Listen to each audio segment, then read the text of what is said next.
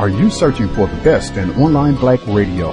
Then go to blacktalkradionetwork.com, helping you filter through the noise. Real talk, black talk.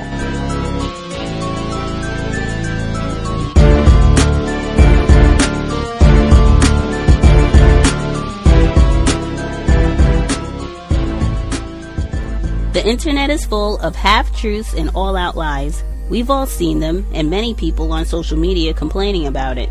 Here's your chance to show and prove. WorldAfropedia.com is a black-owned and operated encyclopedia. There are several thousand articles, but we need help.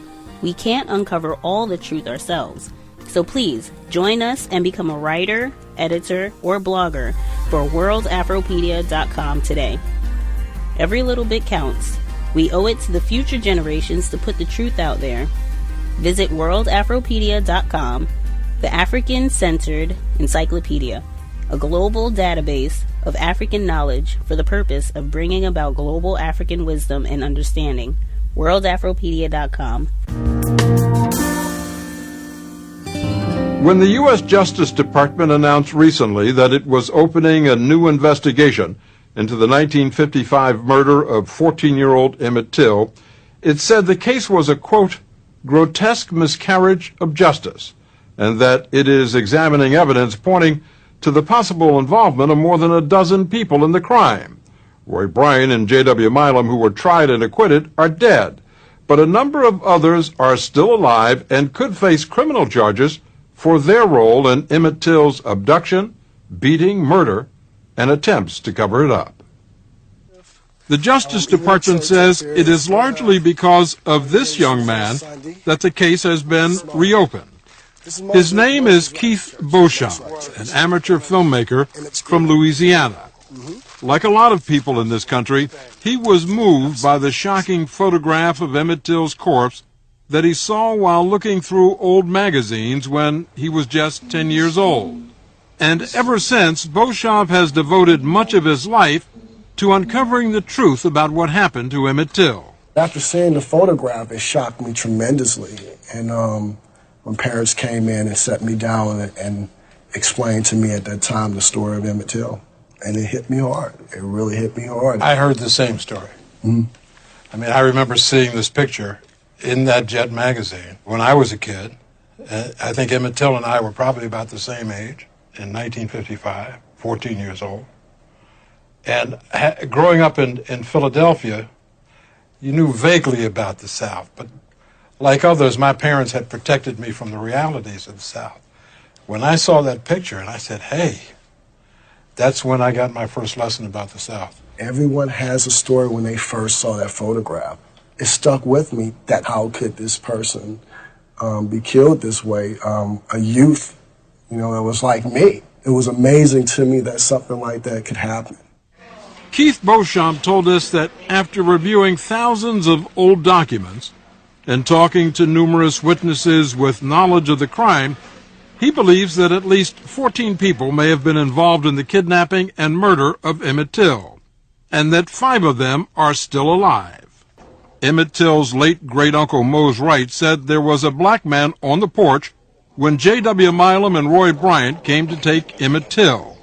He also said he heard a woman's voice that night coming from a truck parked outside. He believed it was Roy Bryant's wife, Carolyn, the woman Emmett Till had whistled at several days earlier inside her husband's grocery store in Money, Mississippi. Mose Wright's son, Simeon, Emmett's cousin, says his father told him the same thing. Oh, yes, it was another man standing on the porch. My dad talked about it. There was another person in the truck, because when they marched Emmett out to the truck, and they asked the person inside the truck, is this the one? My dad said he heard a woman's voice identifying Emmett as the boy that did the whistling. So that must have been Bryant's wife, Mrs. Bryant? At that time, we believed it was Bryant's wife, and after 48 and some odd years, nothing has arisen to dispel that belief. Apparently, the local authorities back then believed it too, and according to FBI communiques, issued an arrest warrant for Carolyn Bryant on suspicion of kidnapping. but she was never arrested or charged. Today, we've learned that Carolyn Bryant is a focus of the Justice Department's new investigation, suspected of having assisted her husband Roy and J.W. Milam in the abduction of Emmett Till. She was divorced in 1979 and has since remarried and moved several times. She had all but disappeared from public view until we found her, now age 70 and known as Carolyn Donham, living in Greenville, Mississippi. While our cameraman was able to take these pictures of her, when I went to her house, she wouldn't answer the door. Moments later, her son, Frank Bryant, arrived, and we tried to talk to him. Can we talk to Mrs. Donham? Can't talk to me either. Can I tell you, get her to come out? No.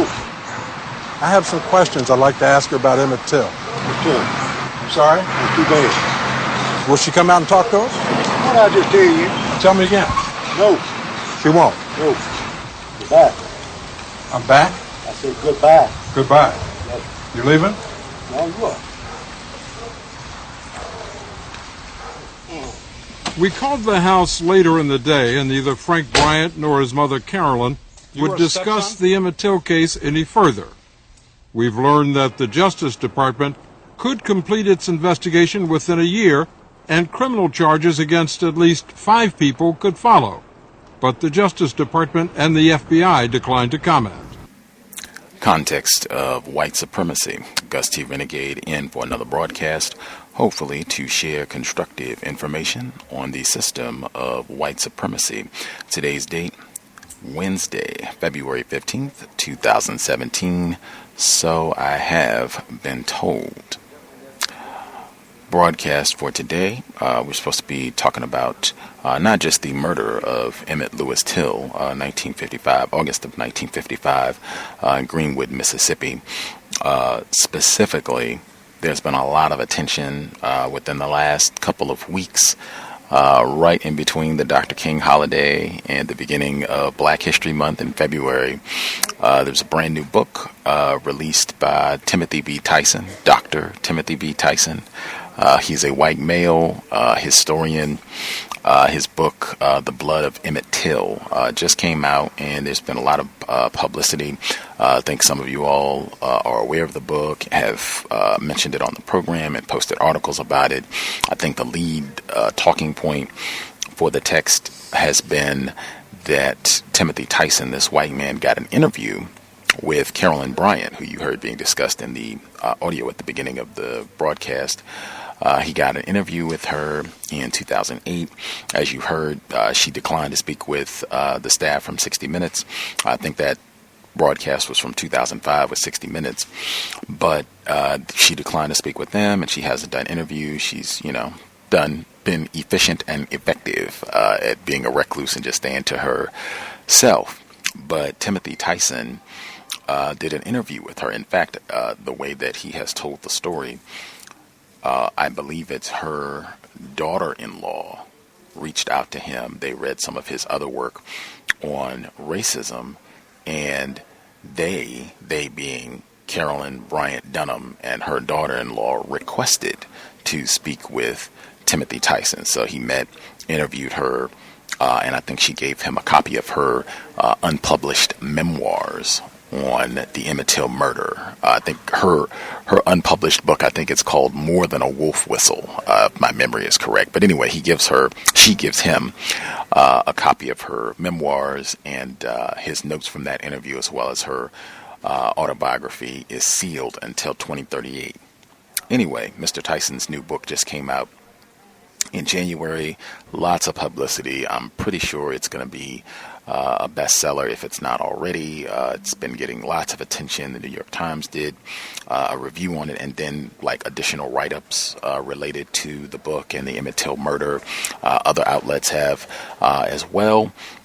We talked about it on the program, and one of our listeners, in fact, our listener down in Georgia, she recommended that I reach out to Mr. Keith Beauchamp because, number one, he's been a guest on the program before. He did a documentary film, The Untold Story of Emmett Lewis Till, that came out in 2005. He worked with Mamie Till Mobley, Emmett Till's mother, He worked with her for about 8.5 years before he produced the film documentary on Till's murder, and just being really vested in the case. But I reached out to him to get his thoughts on the book. I had my concerns about it, but Mr. Beauchamp, he's much more knowledgeable than myself. Reached out to him. He shared a lot of great just thoughts, insights about the book, concerns that he had about the book. He has met Timothy Tyson personally, which he shared, and they've talked and what have you, but he still had concerns. I ended up writing an article which was published this past weekend at Atlanta Black Star, where I include some of the highlights of the conversation interview that we did last week when I spoke with him. I'm writing up the story where I express some of the concerns that I have about Mr. Tyson's book and his characterization of Carolyn Bryant Donham. Mr. Beauchamp, he was gracious enough to give us a lot of great quotes and information to add to the report. I posted it on Facebook, the Twitter page. You can check it out at Atlanta Black Star. Should still be easy to access on the site. And we're supposed to follow up today and just go over some of those main points, go into more detail about the case. I unfortunately have not been able to get through to Mr. Beauchamp. I called him a few times and I was just getting voicemail. I had contacted him yesterday evening, just to confirm to make sure he was going to be with us on the program. And he wrote back and just requested the call-in information to make sure he knew where to dial. I sent him that information this afternoon. And unfortunately, I just haven't been able to get back in touch with him. I will try to ring him again. I just called him about 5 minutes ago, but I'll try and ring him again in a few moments here, and keeping my email open in case he drops me a line, or even the switchboard, because he does have the call-in information in case he calls in. But I was really looking forward to sharing some of his views because, as I said, he has met Timothy Tyson personally. It's not like they're, going on vacation every year or hanging out on a daily basis. But I mean, they have talked in person before. They've talked about the Emmett Till case. And he said specifically, I think I included this in the article, he said that, he had a lot of respect for Timothy Tyson's work, his work as a historian. And he doesn't have anything bad to say about him. I think the quote that he said that stood out specifically, he said, Timothy Tyson is one of those white guys that you want on your side in the battle against racism. I think that was his quote specifically. But he just said, Mr. Beauchamp, he just said that he felt like, number one, the same thing that I expressed, that it's not shocking, or at least it should not be shocking, that Carolyn Bryant Donham or any other white person lied. I think that's at least a lot of what I've been seeing in the coverage of the book. It's part of the main talking point that, oh man, I can't believe it, she lied. She admitted that she lied. And I mean, that's just a regular thing, particularly for this time period, but any era of white supremacy. That's standard. White people lying and making up stories to exonerate, justify, obfuscate the murder of black people. It can be one black person, as in the case of Emmett Till, or a large number of black people. We start talking about some of these massacres. Tulsa, Oklahoma, you heard Mr. Fuller talking about that, or Rosewood, Slocum, Texas. We talked about that with E.R. Bills some time ago. Hundreds of these incidents, and you see the same thing where they end up coming in and lying about the justification for why they had to do this, or what happened, or the circumstances. You just see that sort of thing all the time. So that was one. The next thing that I thought was really important is, Mr. Beauchamp questioned, why would Timothy Tyson or anyone sit on this information? Timothy Tyson did this interview with this white woman in 2008. This book is just coming out now. That's almost a decade. They had a grand jury indictment. You heard that in the 60 Minutes clip.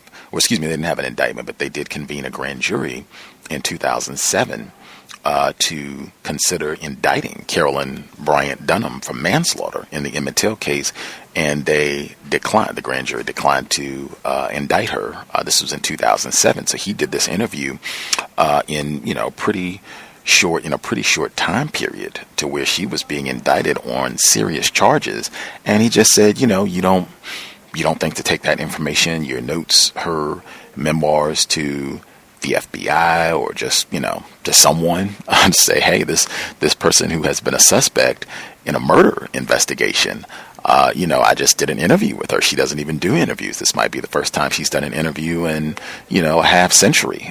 These are the notes that I got, and she's admitting that she lied during part of her testimony. Like, you don't think to take that information immediately to the authorities, to the FBI, like to the family? That was another important point. I thought Mr. Beauchamp said, he worked with Mamie Till Mobley before her death. That's Emmett Till's mother. He worked with her for almost a decade before he completed his documentary film. And he met quite a few of Emmett Till's relatives.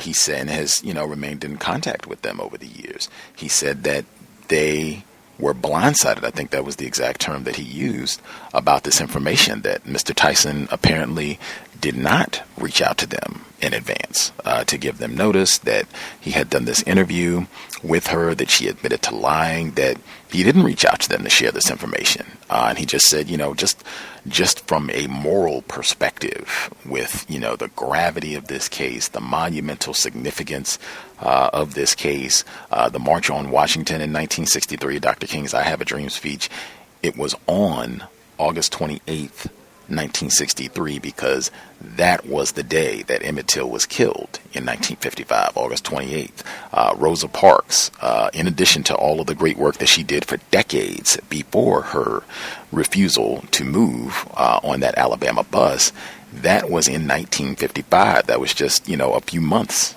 after Emmett Till had been killed. And she said that that was heavily on her mind and influencing her conduct and her decision that, I'm going to exercise some black self-respect. I'm not just going to continue to tolerate this abuse. She said that specifically, and so many more people. I think it's in the Hollywood rendition of Muhammad Ali when Will Smith plays Muhammad Ali. It's right there where he gets on the bus and he sees the Jet magazine image of Emmett Till's casket. I mean, this case, for all of the monumental significance of this case, why wouldn't you at least go to the family? If you're not going to go to anyone else, at least go to the family and, just, hey, for all of your decades of suffering.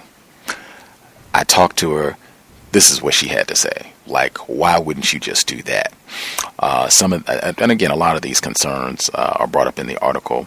One of the other things that I thought was really important, the omission. This is one just from me reading the book. I didn't read the entire book, but I read more than 50% of it. And I read enough to know from what I read and talking to other people and even skimming through some of the sections that I wasn't able to read in detail.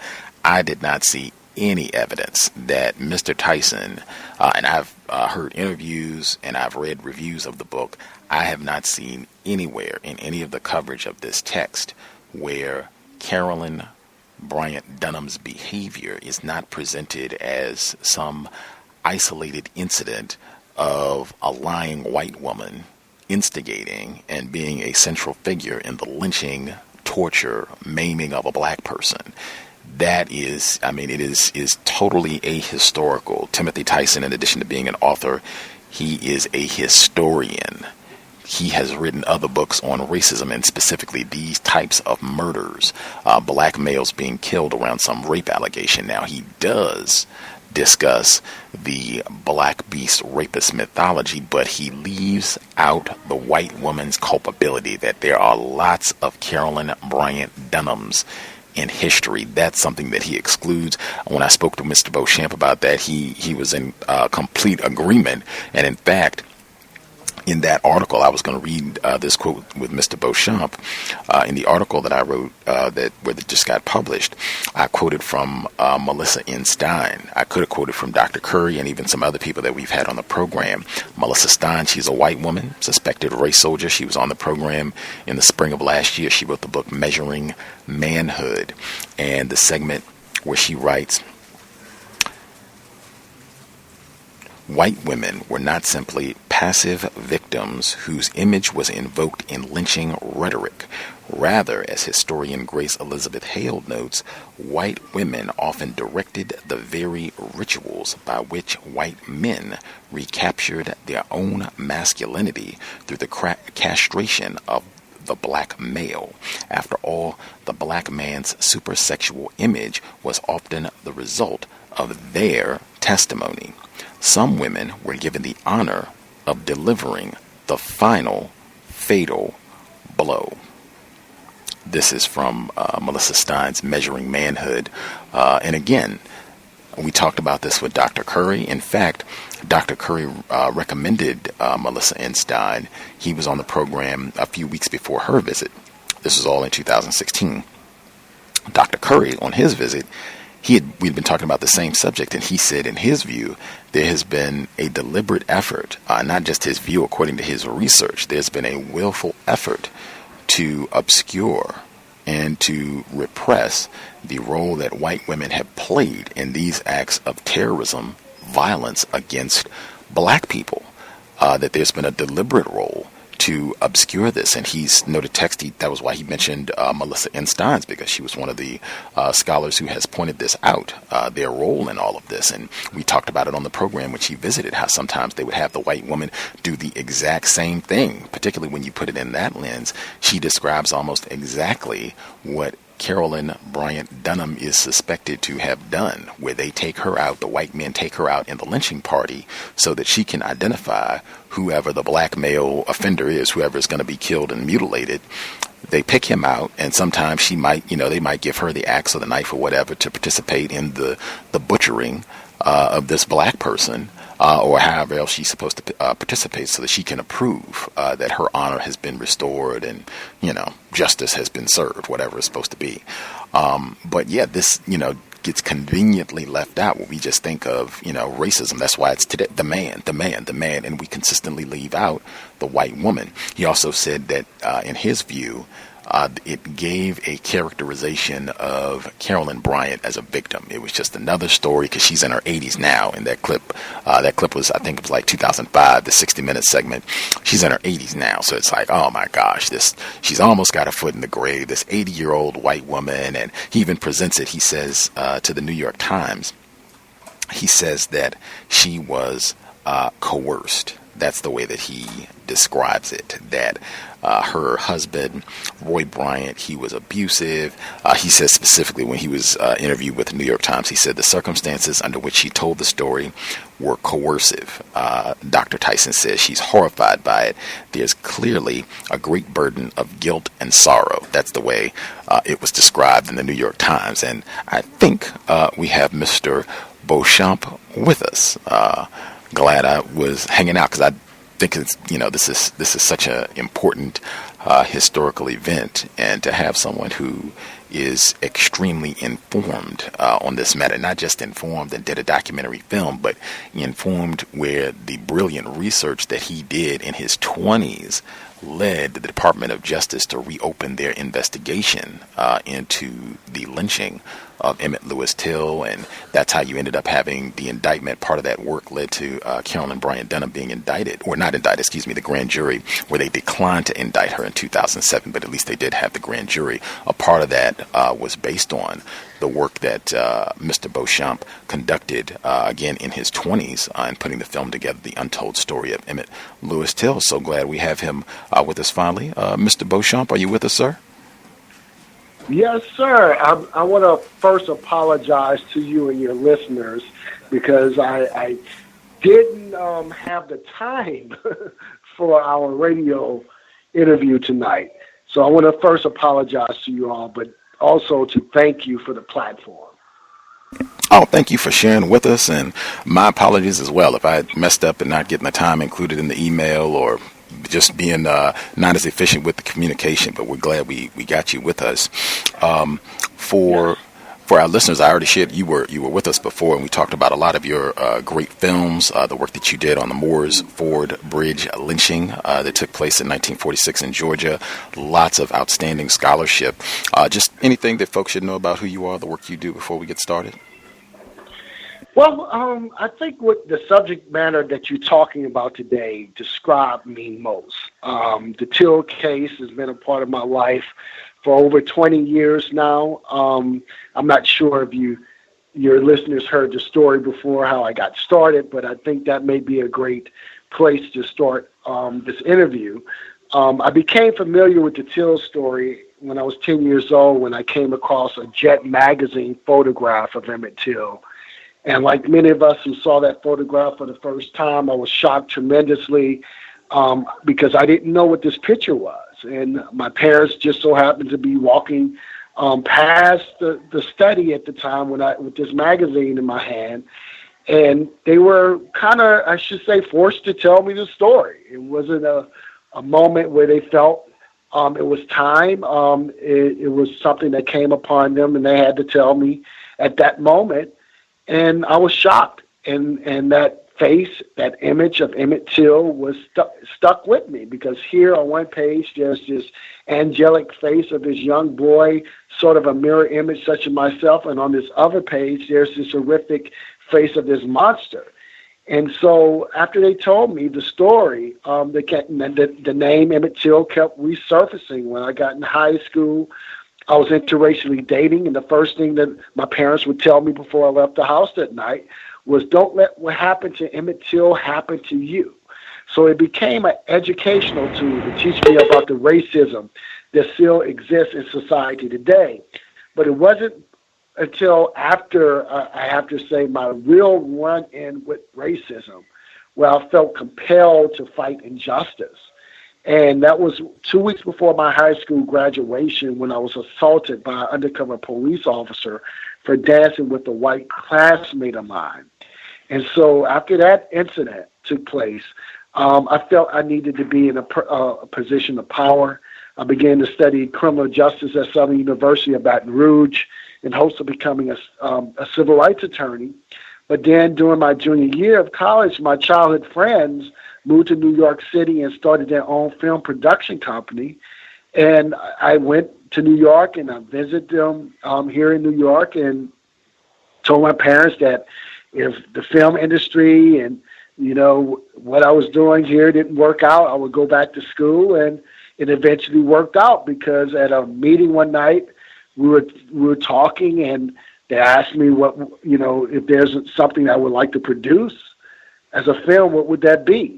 And the name Emmett Till came to me, the story I heard most of my life. So that's, in a nutshell, my first introduction into the Till case. Eventually met Emmett Till's mother in early '96 and befriended her, and she put me under her wing, and we became extremely close. And it's through her passion and her perseverance and her tenacity to after all these years to fight for justice for her son that inspired me to continue that work.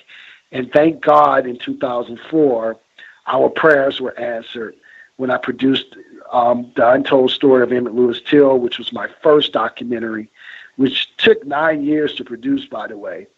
And it was that film that got the case reopened and started my whole career as a filmmaker. Wow. Context of White Supremacy.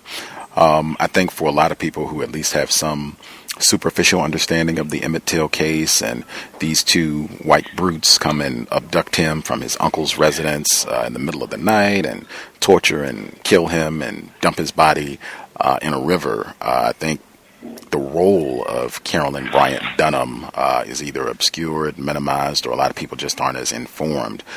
Can, just from your research, what you've uncovered, can you give our listeners what your understanding of Carolyn Bryant Donham's role in the murder of Emmett Till was? Well, in 1955, when Emmett Till arrived in the Mississippi Delta, He was there for a summer vacation, and within a week's time, he would go into this store, and this grocery store that catered to African Americans, by the way, convenience store, I guess you would say. And in the store, he basically, encountered Carolyn Bryant, the white woman who's always been at the center of the Emmett Till murder case. And while he was in the store, he purchased some bubble gum. And while he was purchasing this gum, he had two cousins who were actually coming in and out of the store accompanying him. As he walked out of the store, he wolf whistled at Carolyn Bryant. And at that moment, she ran to her car to go get her gun. And by the time she returned towards on the porch of the store, and I'm sorry, I'm kind of rushing here, but by the time she basically came back onto the porch of the store, Emmett Till and his cousins left. And so that, a few days later, a few days later, Carolyn Bryant had to tell her husband what transpired at the store, and it was at this time where they planned to go and actually teach Emmett Till a lesson, which is the way they phrased it. One evening, I shouldn't say one evening, but early on August 28th at 2:00 a.m. in the morning, the two men, Roy Bryant and J.W. Malum, went to Emmett's great uncle's home and abducted him from the home. In the car with the men that night, is a person that we believe to be Carolyn Bryant, and there were also other men who were there. Three of them were African Americans who were forced to participate in the kidnapping and murder. So from there, they took Emmett They took Emmett from Mighty, Mississippi to Drew, Mississippi, which is another place in the county, outside the county, I should say, in Lafleur County. The kidnapping took place in Lafleur County. The body ended up being found 3 days later in the Tallahatchie River. And so this is basically how the story actually started.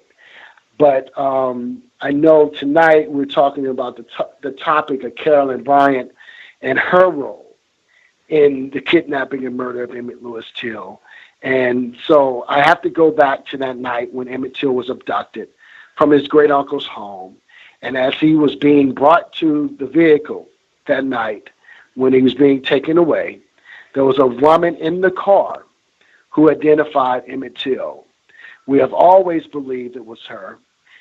Mose Wright himself had written a number of articles about this particular case and that experience that night and what transpired. And he's always stated that it was Carolyn Bryant, and as well as the local authorities at the time.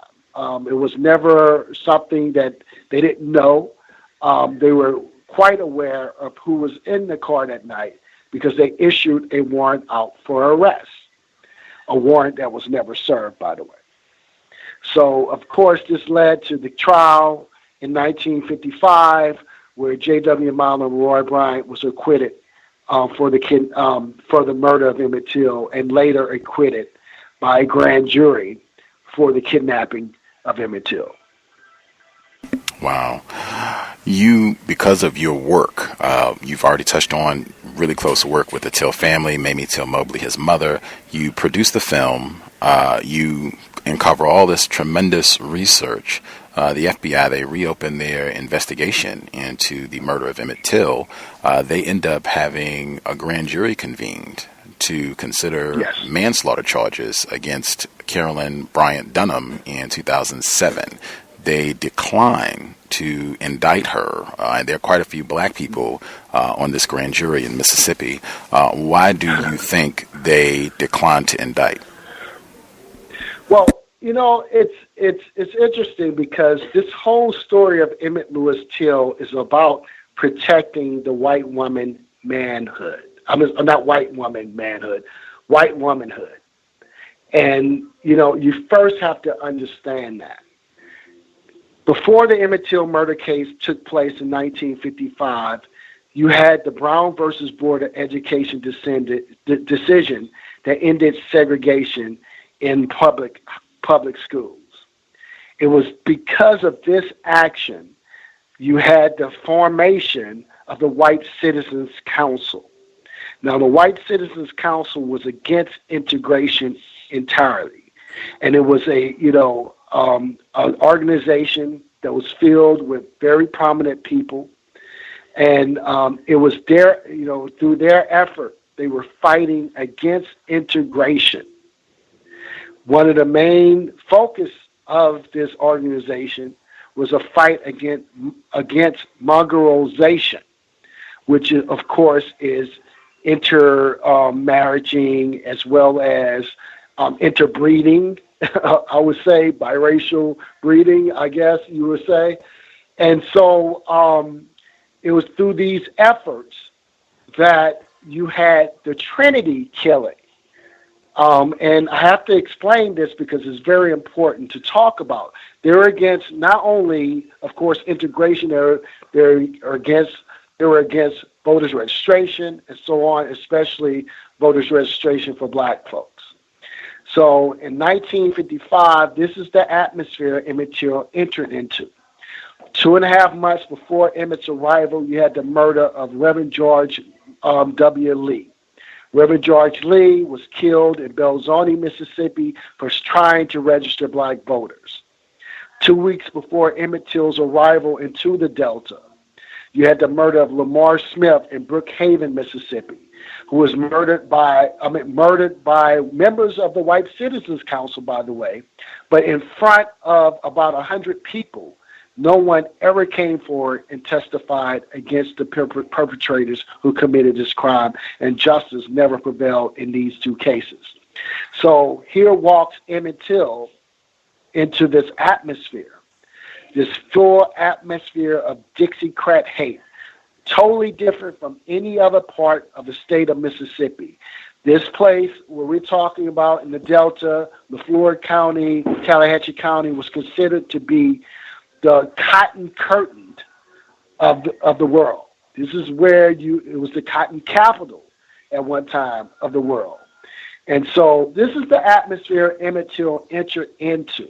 So it was fate that he walked into the doors of this convenience store at the time and, met Carolyn Bryant in the way that he did, and ultimately made a wolf whistle that would end his life.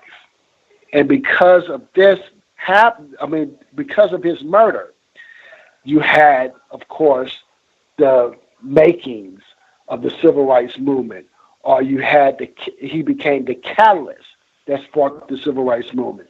Because in 1955, it was only considered to be the black resistance movement. The civil rights movement only became the civil rights movement when it became biracial, when you had whites coming out and speaking out for it. But before 1960s and 1955, it was always considered the black resistance movement. So with that said, getting to Carolyn Bryant, in terms of the investigation in 2004, why the case was reopened, it was reopened because we have always known, and history books have always written about the two main assailants, perpetrators who were involved with the case, and that was J.W. Malum and Roy Bryant. No one else was ever identified as being involved with the kidnapping and murder. But through my research, I discovered it was not just Roy Bryant and J.W. Malum. It was up to 14 people involved with the kidnapping and murder of Emmett Louis Till. By the time the reopening of the case in 2004, there were 5 people who we were looking at who was involved with the kidnapping and murder of Emmett Louis Till. One of them was Carolyn Bryant. So the reason why we were so focused on Carolyn is because in 1955, as I said earlier, there was a warrant out for arrest, which she was never served. We later found out the reason why she was not served the warrant is because the sheriff stated that she had kids to take care of. And so, of course, I was shocked by what I found. This was the information that I handed over to the FBI, that there were more people involved with the murder who was never brought to the court of law. And that's why the case was reopening in 2004. Now, the information the evidence, I should say, that we had, and let's talk, we're going to talk particularly about Carolyn Bryant here, because this is why we're discussing Till today. Carolyn Bryant, we were hoping to get her charged on culpable manslaughter charges. And in layman's terms, Carolyn Bryant had to know the danger Emmett Till would be in and did nothing to stop it. The controversy surrounding, us looking at Carolyn Bryant was the fact that in 1955, many felt that she was not properly identified as the woman who was actually in the car that night that identified Emmett Till. Well, through my research, I found that there were two other kids who were actually assaulted before Carolyn Bryant, before they even located Emmett Till. And these two kids were brought forward to be a part of the investigation. One kid was roughed up in the store, the Bryant store at the time, and basically Roy Bryant mistaken him as being Emmett Till. The kid walked in and talked about being in Chicago. He assumed the kid was Emmett Till, so he ran over and started roughing this kid up and verbally assaulting him. And Carolyn Bryant ran out, and she had to tell him, this is not, in her words, this is not the right nigger. The second kid was walking alongside of the highway on the night they were going to look for Emmett Till. They see this kid. You had Carolyn Bryant in the cab of the truck, Roy Bryant, and J.W. Milam, who's also in the cab of the truck. On the bed of the truck was a black field hand by the name of Johnny B. Washington. And he was on the back of the truck, and as they drove past this kid, they yelled at Johnny B to grab the kid. Johnny B grabs the kid, tosses him on the back of the truck, in the bed of the truck, holds his head up to the cab of the truck, and Carolyn Bryant turns around and says that this is not the right nigger. They throw him off the truck. They end up throwing him off a moving truck. So the reason why I'm telling you this is because at the grand jury hearing, we did not have to prove that Carolyn Bryant was at the home that night when Emmett Till was abducted. We didn't have to prove that she was the one that identified him. The only thing we had to prove was that Carolyn Bryant understood the danger Emmett Till would be in and did nothing to stop it. By these two stories alone, we felt strongly that it would show that she was accessory to the crime, that she was culpable. She actually committed culpable negligence because she understood the danger Emmett Till would be in and did nothing to stop it. This information is something that I hoped was actually presented into the grand jury hearing of 2007. There's no way to tell because you know that grand jury hearings is private.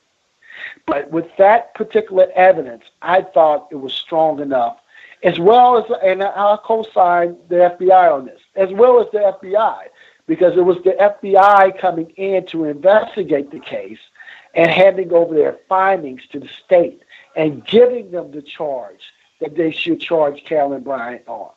So the Justice Department and the FBI are the ones who actually gave the charge to the local authorities in Lafleur County in terms of presenting it to the grand jury in hopes of getting a conviction. Well, it didn't happen. And the only way I can understand that it didn't happen is because of the protection of white womanhood. Because Carolyn Bryant would have been the first person ever to be indicted for a civil rights murder case if she was indicted in 2007. First white woman? First white woman. It's never happened in the history of this country. I've never heard of a story of a white woman ever being indicted for a civil rights murder. That I thought was really important as well, that this was not the actual trial. So you have, as they say, a much lower bar to clear in terms of showing culpability, that there is reason that we should have a trial and look at all the evidence to see if Carolyn Bryant Donham, if she is guilty, negligible homicide, as they say, is she guilty in this case? And exactly, we can't even get an indictment. I feel like I've heard that before, where you can't even get an indictment for a black person being killed. In Timothy B. Tyson, in his new book, or in the interview he did with the New York Times for his new book, where Carolyn Bryant Donham is pretty much the leading character, at least she's on par with Emmett Till, in my opinion. He told them that the circumstances under which Miss Donham told the story, meaning the lies about Emmett Till and, he sexually accosted her and whatever else, he says the circumstances under which she told this story were coercive. She's horrified by it. There's clearly a great burden of guilt and sorrow. What do you think of that? Well, with the information I just revealed to you, and let me apologize to you, Gus, because I've been running around dealing with this for the last few weeks. And it's kind of hard for me to actually revisit this case because it was a case that I pushed back on the back burner, in a sense, because I was so frustrated and angry that we did not get an indictment in this case. And through the reopening of this case, of course, the FBI launched their Civil Rights Cold Case Initiative, revisiting many unsolved civil rights murder cases from our past, hoping to see if they warrant new investigations or possible prosecutions. Because of this, I was brought in to help the Bureau investigate many of these civil rights murder cases. And so, it's kind of hard for me to go back and forth because all the cases I've investigated, since 2007 to actually be, come back and actually think clearly about this particular case. So I want to apologize to your listeners the way I'm rambling, and bringing this up. No worries. It's interesting because, with this new, I have to say, a mission, it's not necessarily new. Through our research and, of course, the FBI findings,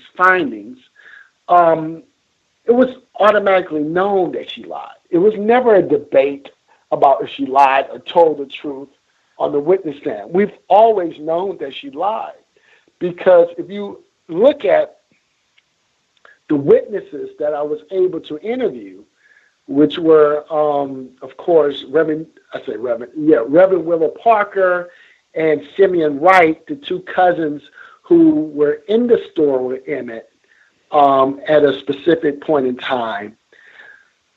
Whatever Carolyn Bryant stated in the courtroom, the window was too small for anything of that nature to happen at the store that day. And I say this because you also had more witnesses out there who are lingering around the store on the porch, which is 10 feet away from the counter, the store counter, where she claimed all this action took place. She also claimed that she screamed. No one heard her scream because it never happened.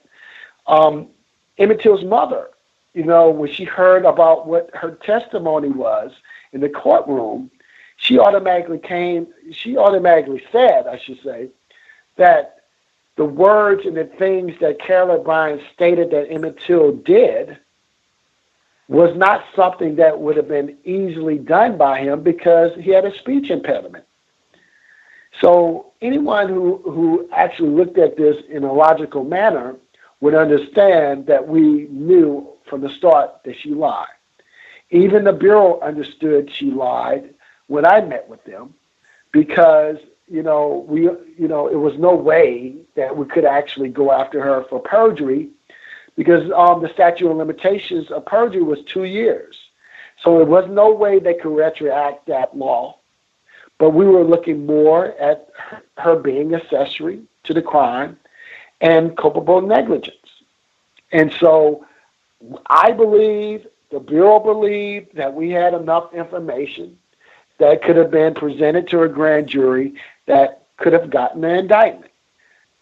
The reality is that there's no way in the South that you could imagine a white woman being indicted for a civil rights murder. That's the only way we can go back to these things, because you're going to have people have their arguments and so on and tell you, their thoughts of why Carolyn Bryant could not have been indictment. But the whole court in 1955 was a sham. It was to protect white womanhood. The trial in 1955 was not a murder case. It was an identity case. It was to prove that the body that was pulled from the river was that of Emmett Till. The prosecution failed to do that. This is why Roy Bryant and J.W. Mobley was never brought on the witness stand, because the 3 days, I should say, before the first grand jury hearing, after Roy Bryant and J.W. Mobley were arrested, the grand jury hearing, the sheriff at the time basically stated that he didn't believe that the body that was pulled from the river was that of Emmett Till. That protected Roy Bryant and J.W. Mobley from being brought into the court of law and testifying on the stand, because it became an identity trial at that point.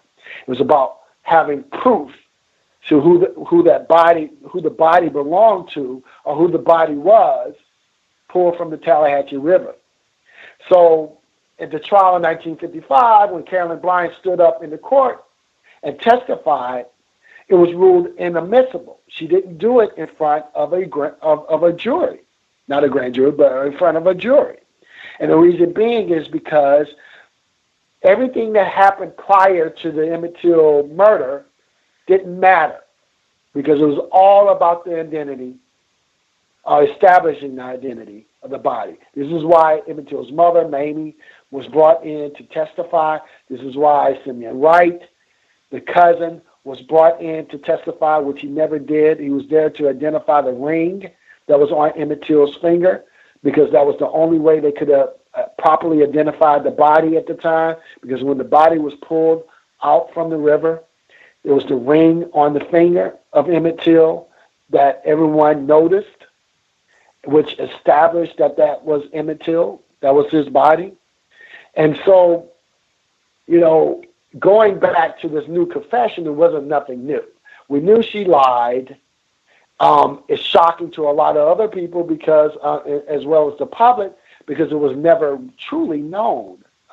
Her role was never truly known. And so now that she made this admission, what happens next? Well, I feel personally that this case should be reopened. Let me correct myself. I feel that this investigation should be reopened, because the case never closed. It's a civil rights murder. Not only that, it's a cold case murder case. And also, there's no statute of limitations on the state level.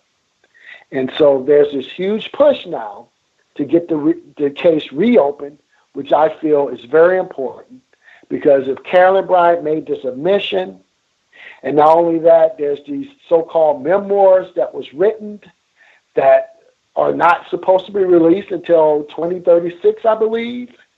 I think it's extremely important for everyone to be outraged and pushing for the reopening of the investigation, so we can get our hands on these memoirs, because it would be in those memoirs where we can clear up loose ends, or even find out corruption by the state and local officials that would give the FBI and, should I say, the federal government jurisdiction to try this on a federal level rather on a state level, where we see the most corruption, that's out there.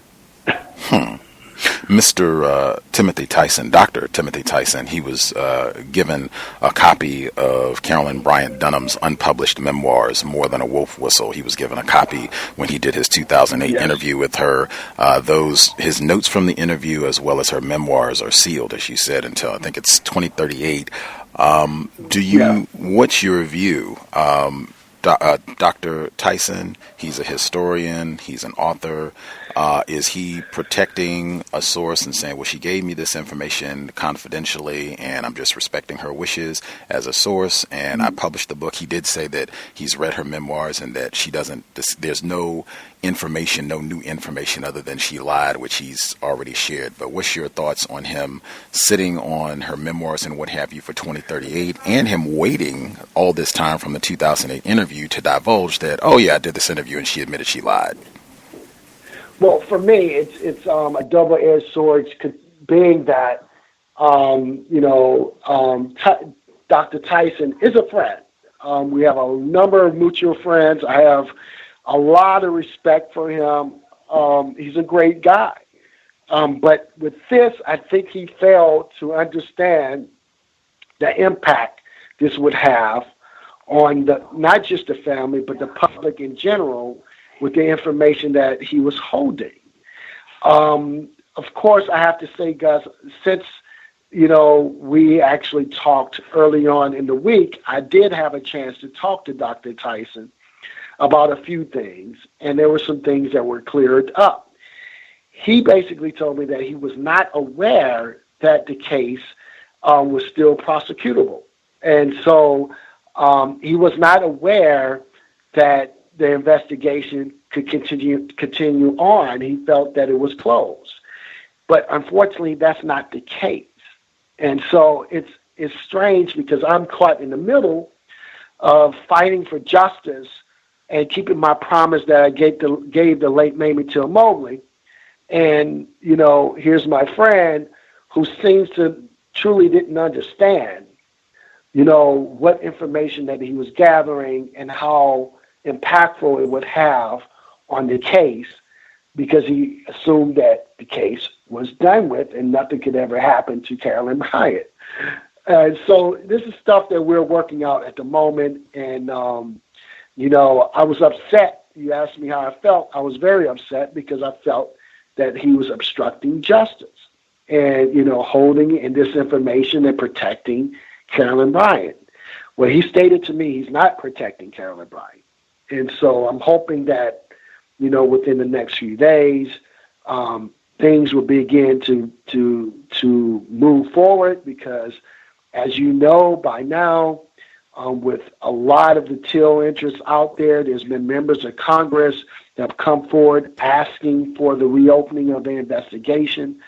You have the DA and Attorney General right now trying to make a decision on what they're going to do. And Jeff Sessions? My hope. When you say I'm speaking of the Attorney General of Mississippi. Oh, okay. And the DA of the county where the murders occurred. And, I can't say that Sessions won't do this because if you recall, the Emmett Till case was reopened in 2004 by the Ashcroft administration, Bush administration, I should say, with Attorney General Ashcroft. And so, things work for us at times and things works against us at times. But this is something that's not bipartisan. That's bipartisan, I'm sorry. That's not partisan. The Emmett Till case, everyone under the sun knows this is one of the greatest injustices ever committed on American soil. It was because of the murder of Emmett Till that Rosa Parks decided not to get up from her seat on that bus in Montgomery, Alabama. It was because of the murder of Emmett Till that Dr. Martin Luther King decided to take on the Montgomery bus boycott. So without the murder of Emmett Lewis Till, you would not have had the civil rights movement that we know. Who knows? The civil rights movement probably would have never existed. So my argument is not about if Emmett should have been killed or not. The things that has happened changed not only America, but changed the world in general, because everyone have benefited from the American Civil Rights Movement.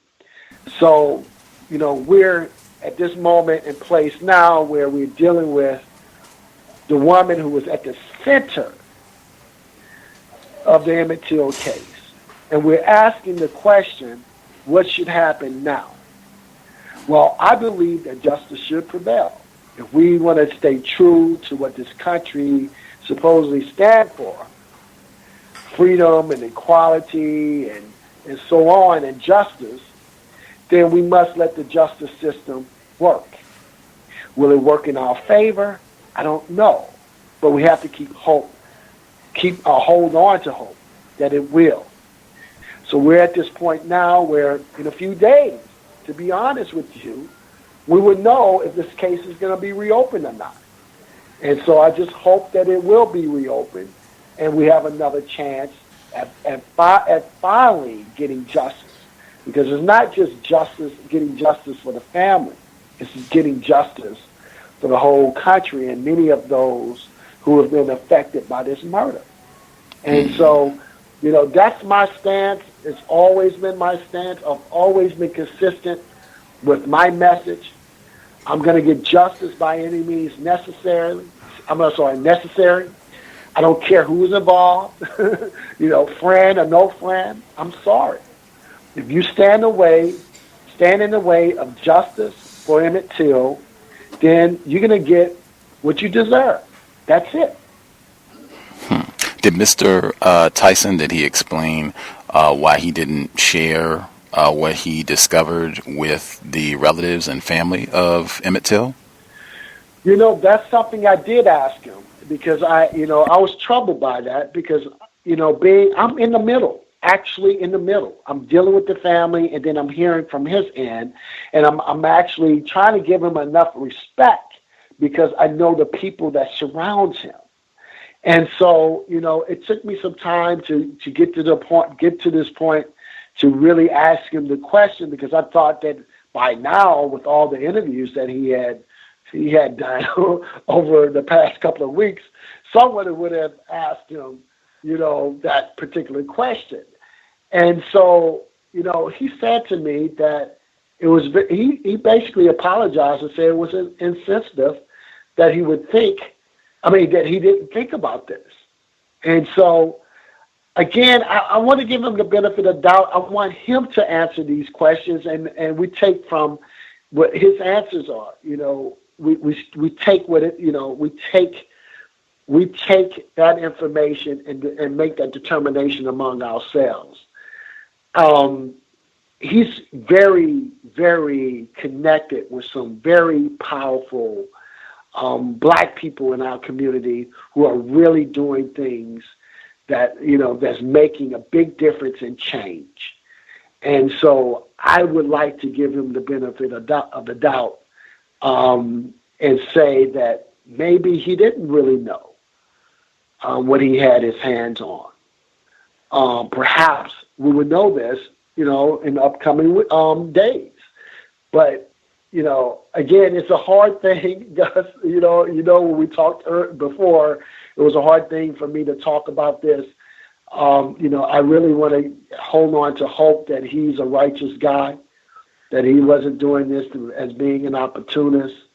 Of course, the way it came out, it seems that way. But I know how contracts are with your distribution companies and your publishers. But we shall see. You know, I'm just really stressing the point that it's important for us to get our hands on those memoirs to see what's there to help with the case. What's the perfect time if you were going to do a book on African American history, a book on something like the Emmett Till case? What's the perfect time to publish it? It will be now. It will be now because there's nothing that speaks more to this generation than the story of Emmett Till. What we see now is not new. What we're seeing now, you can go back and look at the case of Emmett Till in 1955. It's sort of a mirror image to what is happening today. So I would have to tell you, this would be the perfect storm for anyone to write about the story of Emmett Till, as well as, talking about the political backdrop that we're seeing today, the same backdrop that is sort of similar, I shouldn't say similar, but a mirror image to the White Citizens Council and the way they were maneuvering themselves throughout politics in this country. It's the same exact backdrop. And that's one of the most troubling things to think about, because I'm 45 now. I started my research at Emmett Till at 22. Never in a million years would I ever think in my lifetime I could actually see history repeat itself. The social ills that we seem to be fighting today are the same social ills that we fought yesterday. It's just that a lot of us are not truly educated about our past. And I firmly believe if we forget our past, history will repeat itself. That is exactly what is taking place today. History is really repeating itself. Wow. The timing, just for our listeners, I totally agree in terms of, you said, this perfect moment with the Trump administration and things that we see happening globally, and comparing that to what happened to Emmett Till in 1955, but also important, the timing, any time between the Dr. King holiday and Black History Month is always a brilliant time to release books on Black history. That's something true. like Emmett Till, and Dr. Tyson's new book came out right in between the Dr. King holiday and Black History Month. Were you going to add something? No, you're right about that. And it had a lot to do, I'm sure, with a lot of the books, because there were a number of books on Emmett Till that was released in recent months. And I'm sure that he was trying to somehow bring attention to his book. I know maybe not him, but maybe the publishers. Gus, I want to give him the benefit of the doubt until he comes out and he says his piece to the public, because, media has a way of spinning things. And I don't want to speak for him. I want him to speak for himself, and because of the mutual friends that we have, I want to hold him to that. Right on. That's respectable. I'll just say for myself, as a victim guarantee qualification, Gus, I've said my general rule of counter-racism is that white people never, ever, for any reason, under any circumstances, get the benefit of the doubt as long as racism, white supremacy exists, and especially not when black people are being harmed. Anything where black people, non-white people are being mistreated, white people cannot get the benefit of the doubt ever. And any well-meaning, put that in quotes, white person, any white person that's willing to be reasonable and logical, they would have to concede that's the logical position that black people should take as long as racism exists. And I have asked white people on the program that question. Quite a few of them have said, yeah, and no hesitation, said, yep, that's right, we shouldn't get the benefit of the doubt. That said, I would just say for Mr. Tyson, and remembering Mr. Tyson is not 20. Mr. Tyson is older. No, he's over 40. And Dr. Tyson, let me say that, Dr. Tyson. He's a scholar, right? He's a scholar. He is a historian. He's not just a scholar. He's a historian who's written books, plural, about racism. Yes. For me to believe that he didn't know that a case like this, murder has no statute of limitations, that he didn't know that there was just an investigation, there was just a grand jury convened about this case within a year of him going to do this interview, that he didn't know, that the thought never popped into his head, maybe I should drop this off to the FBI. Maybe I should make a phone call to the Till family. None of that ever crossed his mind as a historian. You are asking me a lot. You might as well tell me you got a bridge that you can sell me for $25. Well, I'll tell you, Gus, you're right. And it looks bad, man. I just really want him to have his say and to hear him explain himself. What we talked about privately is what we talked about privately. But, in a way, we've been through a lot in this country. We know the history. We know the history of white womanhood, putting, the white woman pedestal syndrome. We know this. We know that many of the murders that took place in this country, especially racial murders, all started out with a white woman. Or white women had some kind of connection to these cases. Look, I mean, I don't want to have to give everyone a history lesson because we know it. Again, Tim Tyson is very connected to some powerful, and don't get me wrong, I'm not scared of power. I've fought power all my career. But I'm talking about some powerful black folks who are really doing something for this country and for us. Many of them are very pro-black. So I just want him to answer these questions. He's already apologized to me about not talking to the family, and that's something that he has to deal with on his own terms, or not terms, but on his own time with the family, even if they even accept his explanation. Right now, it's very important for me to get my hands, or I shouldn't even say my hands, very important for local authorities, even the Justice Department and FBI, to get their hands on these memoirs if they can. And so I'll just leave it at that, man. I would love to come back on the show and give an update. I kind of feel good about everything that is happening because so many people have come forward and urged the local and federal authorities to reopen the case. And, we will see in a few days what will happen. And, hopefully it's open because if not, I'm spilling the beans on everything. Hey, right on. This is just an important case. I have to uphold the legacy of Till and the legacy of my friend, Mamie Till Mobley. It's important for me to keep my promise that I gave her. I worked too long to get this case back into the public consciousness. I worked too long to get the case reopened in 2004. So I cannot falter now. And it's very important that this case the investigation is reopened so we can finally get some justice and closure for the family and for the public. Shay. Is it okay to take a quick question before you go? I don't want to take your whole evening up, but we had a caller. Sure. Okay. Sure, absolutely. Caller this is our retired firefighter. Did you have a question for documentary filmmaker, researcher, Mr. Keith Beauchamp? You should be with us. Greetings, everyone. Can I be heard? Yes, sir. Greetings. Yeah. Yes. What's the author's name? What's the guest's name? Keith. What's your name, sir? Keith Beauchamp. Keith Beauchamp. Yep. Both of y'all was talking at the same time. What was the last name, sir? It's Beauchamp. Oh, Beauchamp. Okay. Yep. I guess you're from Louisiana. Absolutely. Sounded like it, yes, sir.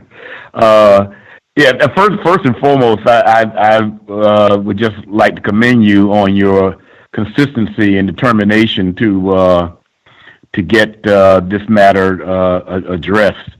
And I can almost feel your dedication and hard sense of work towards that, and certainly you've done a lot of other things, and I think it's something to be appreciated. But I have two questions. The first question is, what do you define as bringing this case to justice? How do you define justice in this case with the murder of this 14-year-old child? Well, that's a great question to ask because, throughout my career, I've worked on so many civil rights murder cases. And, I think because I was young, I grew to learn a lot more than someone who would have been of an older age and doing this type of work. through my prism and experience, I was able to see how people accept pain. I understand that pain comes in so many different forms. People accept it in many different ways. Through the vehicle of filmmaking that I've chosen to use to tell these stories, a lot of the justice is not courtroom justice. A lot of the justice in these cases is giving a platform for these families to talk about their loved ones who they lost. A lot of these families never ever had that opportunity throughout the civil rights era and beyond. So with the platform that I have, with the number of, numerous television series that I've had over the years, my most current, of course, is the Injustice Files on Investigation Discovery. It is those type of platforms that have allowed these families or the voiceless to be able to speak. And that has given them a lot more justice and closure than courtroom justice. So to answer your question, I can't be, the person to claim what type of justice these families deserve. I only need to hear what their thoughts are and allow them to tell me what would be justice. Being that I was so close to Emmett Till's mother, who's the biggest inspiration of my life, who's my teacher, who nurtured me into this activist that I've become, who's the main reason why I do this work, because this is something that I promised her before she passed away, that I would not only look at the murder of Emmett Lewis Till, but I would also go back and look at all these other murders that transpired during the civil rights era and make sure justice prevailed in those cases. But Mamie, and excuse me, because I would call her by her first name, but Mamie understood what was needed to liberate the minds and to give justice to Black people. She knew that Emmett was her son, but she also knew that Emmett was here for a greater cause. And so I have to stay in tune with that. And when I say that, she wanted justice for her son. And I have to get justice by any means necessary. And if my friends are caught up in this web, then so be it. I have to keep true to what established me and what became a part of my life. So to answer your question again, justice is in the eye of the beholder. Justice is also whatever the family want, and that's what I want. Whatever the family want is what I want, and they want true courtroom justice. If that is attainable, if that's not attainable, they want, of course, their voices to be heard. And that's all that I'm fighting for right now, is whatever they want to transpire.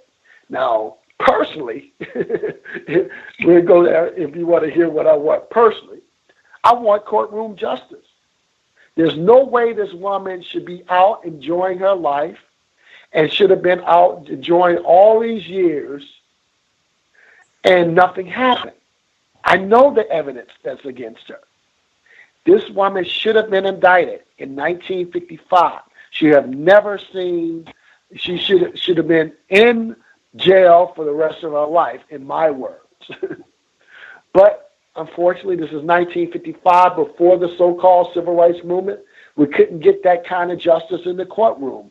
Shit, we're fighting, and I'm sorry for cursing, but we're fighting that same fight today. We're still not getting the true justice that Black people deserve in the American, in the American justice system. We're still fighting those same fights. Yes, so sir. That's my answer. Well, I appreciate your answer in the first half of the question that I have, but let me try to frame this next question. And I guess the question would be, what would be your take on this, what I'm about to say? Someone would say, well, do you think that within the context of racial white supremacy, that white people are going to go into the home of that white woman and put her hands behind her back and escort her out of that house and take her to jail and go through a trial, make her go through a trial, and in turn, being that there were even some victims of racism, white supremacy, if they were willing to forgive the murderer who's still alive, murder of 9 people in a church, they are probably going to go about the means of also forgiving this white woman for something that took place in 1955. Do you actually think that that's going to, as far as with this this white female? I'm particularly talking about my take. What is your take on that? Yeah, I said enough. Go ahead. I think I said enough. No, you're right. You know, that's the challenge, man. I mean, to be honest, you want to hold on to hope that something could happen, that we could finally see justice. But there's been, you know the history. There's been so many. And even your friend, I suspect, is helping her. Well, and that's questionable. You understand the position I'm in, because when I do these interviews on radio, I give myself. I'm the most honest person that you probably will ever meet. I have no skeletons in my closet. I don't have to hide anything. I just want to be straight with the public. This is a dilemma that we've been fighting for generations. We're talking about a generational ill, white womanhood. Do I have hope that this can happen? I can only have faith and hope, because everyone said it was impossible for me to get the case reopened in 2004. Mm-hmm. No one helped me. Every scholar, every lawyer, every official, no one supported me. Everybody said I was beating a dead bush, that there was no way that this 50-year-old murder case would be reopened by me or in anyone's lifetime. But it happened. Yes, sir. So when you ever able to achieve the impossible, or what people believe to be the impossible, you only can have hope on everything else. I don't think that it's coincidence that this woman came out specifically at this time. I don't, let's put it this way, 2007. I don't think that Dr. Tyson, released this book. I don't think it's coincidence. There's another reason why the Emmett Till case won't die. And that's because we have not truly had justice in this case. Whenever you see an unarmed black male being shot and cut down by police on the streets of America, you can't help but think of Emmett Till. His name always metaphorically comes back to friendship. Emmett Till is the Anne Frank of black America. And because of this, I have to hold on to hope that the right thing is done. If the right thing is not done, I want Carolyn Bryant like she's always lived.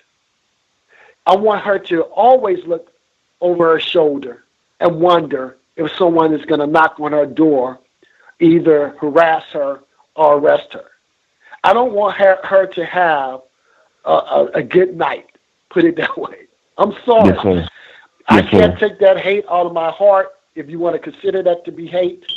No, but I don't. I just, I'm human. So whatever comes from this, I want her to feel whatever comes to her. If we don't get her in the courtroom, we don't get her convicted, I guarantee you she'll be thinking about this for the rest of her life, or the little life that she has left. I at least want her to be scared about going outside. And maybe, hey, I'm sorry, I'm not from the cloth of forgiveness. I can forgive, but I can't forget. People have to understand that Carolyn Bryant, although she's 82 years old now, she was 21 years old at the time. She was a young murderer. I'm sorry. I have to put that out there. You know, I had to battle the fact that I discovered that black men were involved with the kidnapping and murder of Emmett Lewis Till. So in 2007, Carolyn Bryant wasn't the only one that was being looked at. It was also Henry Lee Loggins, who was one of the black men who was forced to participate, or who we believe was forced to participate in the crime. I had to come to the realization. Is your documentary, sir, that one? I saw one documentary where they interviewed at least one or two non-white black people in the interview. I can't think of the name of the people. You probably have named them. Yes. But their accent was so strong, Southern-like, that they actually had to have captions underneath. Was that your documentary? Okay. That was my documentary. That was a great documentary. That was the most extensive documentary on Emmett Lewis Till that I ever saw or heard about. That's a very good documentary. Very good. That was the documentary that got the case reopened. So, you know, I had to battle the fact of discovering this information, which I can't take full credit of it, because it was people like James Hicks of the Baltimore Afro-American newspaper who actually uncovered this information during his own investigation in Mississippi during the trial, and people like Medgar Evers. Medgar Evers was the first to come across there were black people who were involved with the kidnapping and murder. I only went back and discovered this information and basically wrote their names down and discovered that some of these people were still alive. That's all I did. You know, the information was there. Thank God for the black press. You know, I hope that, you know, the black press understand the power that we possess and why it's needed today. Because back then, they didn't worry about legalities or anything like that. They just told you what they saw and what they found out. And that was the reason why the case was reopened, because that information was well preserved. No one had ever went back to review this information and to see if it had merit any type of investigation or the information was legit. I discovered it was, and that's why the case was reopened. And so, you know, what I'm trying to get at is that Henry Lee Loggins had a choice as well. Wasn't the right choice. It could have been him or his family. But I had to come to a realization that he could have been charged with accessory to the murder as well, because he participated in it. Now, on the flip side with Carolyn Bryant, you know, hey, I know she was complicit in this. I know she had a role in this. And you know, it's just a thought. It's just a thought that I've had from something that you said earlier. Unfortunately, I think there is a rival, and that's Trayvon Martin and his killer, who is still alive, also George Zimmerman. Exactly. That is being over and over broadcast. Most unfortunate. Yes, sir. The exact same thing that happened to Trayvon Martin, you can see in Emmett Till. The exact same thing. And so this is when I say that history is repeating itself. It is. It's just that I hope that our young millennials and, you know, even our elders begin to learn and be encouraged to teach and begin to learn more and more about our civil rights history, because it's very important. This enemy that we're fighting today is nothing new. It's a generational ill. Sometimes a generational ill would take generations to solve. And so it's very important for us to really look back at our history now and understand what must be done to combat this ultimate monster, which is racism and this ongoing white supremacy. Racism we could never stop. Let me be real with that, because I think along the line we continue to fight this never-ending fight. Racism is going to always to exist. It's the world we live in. But we need to start embracing the differences that we have. If you begin to look at the differences people have and we can embrace the differences, then we can begin to live among each other in a righteous manner. Racism, you can always have racism because man is going to always have prejudice against someone. It's never going to end. Man is going to want to always be top another man. That's the way it is. So I think what's important right now is for us to begin to embrace the differences, and not only embrace the differences, but be aware, man. Be aware of this history, our rich history. Because what we're dealing with today is not something that's new. We don't need to reinvent the wheel. One of the biggest obstacles that I've been fighting all these years is to produce the movie on Emmett Till's murder. We're finally doing that. I'm going into production in August. Whoopi Goldberg is directing. For the first time in history, we're going to finally get a narrative film done on the murder of Emmett Till. The reason why it's so important is because I believe that the late Mamie Till Mobley, my dear friend, had the blueprint to our liberation. Because there's no other movement that has been as powerful than the civil rights movement. No other movement in the world that existed has been powerful, more powerful than the civil rights movement. Mamie got it right. The world needs to understand what she did to get there. And I think when this film is shown, when it's done, finally done, or when I think people will learn more about the Emmett Till case and more about the courageousness of Mamie Till Mobley, we will begin to understand what we must do to survive in this country. Appreciate that, retired firefighter. Thank you for the questions. I did not see any other hands off top. You are encouraging listeners, Mr. Beauchamp, to make sure that they kind of keep an eye. You think that there could be some news as to whether or not the investigation into the Till case will be reopened. You think there could be some news in the coming days or weeks? I kind of feel that in my gut. I kind of feel, Gus, it's strange because I kind of feel like when I first started and I was anticipating the case to be reopened.